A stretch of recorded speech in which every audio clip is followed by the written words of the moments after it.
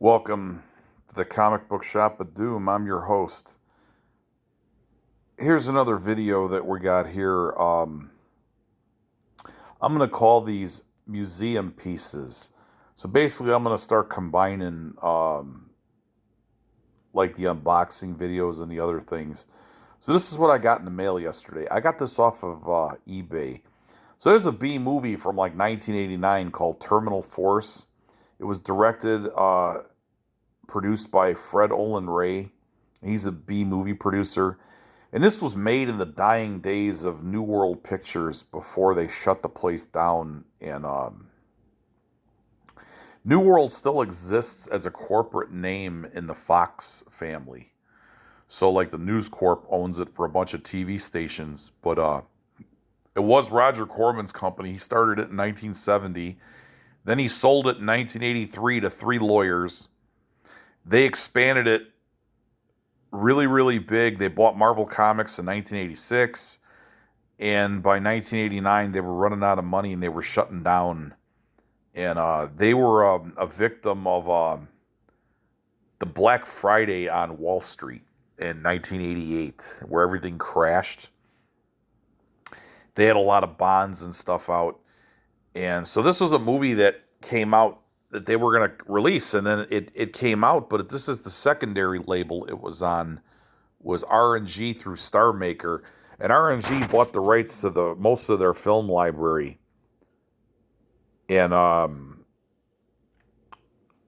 here you see the back of it. Los Angeles on fire. No one else knows this better than Officer Nick Tyree, Richard Harrison. He's seen the smoke signals in a violent crime wave. He's taking the heat for his reckless use of force, and he's sweating out an indefinite suspension in a semi-drunk stupor. But when it comes to fighting fire with fire, there's only one man capable of getting the job done, and that man is Nick Tyree.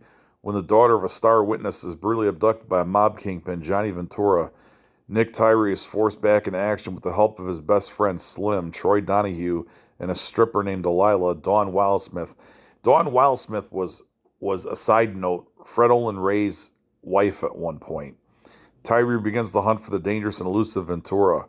Crosses, double crosses, daring escapes, and rescues standalone Tyree and the enemy. And if Tyree does one thing, he knows what will push the shove when it all else fails. There's always Terminal Force. So it's 83 minutes. It was rated R. So it's a good little time waster. And this thing has never made DVD or Blu-ray.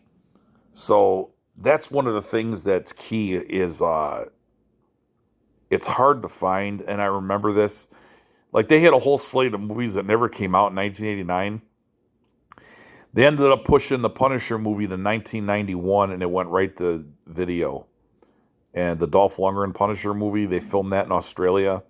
They were going to start filming movies in Australia. So everybody had a thing back then to go to Australia and start a studio because I think it was cheap to film down there.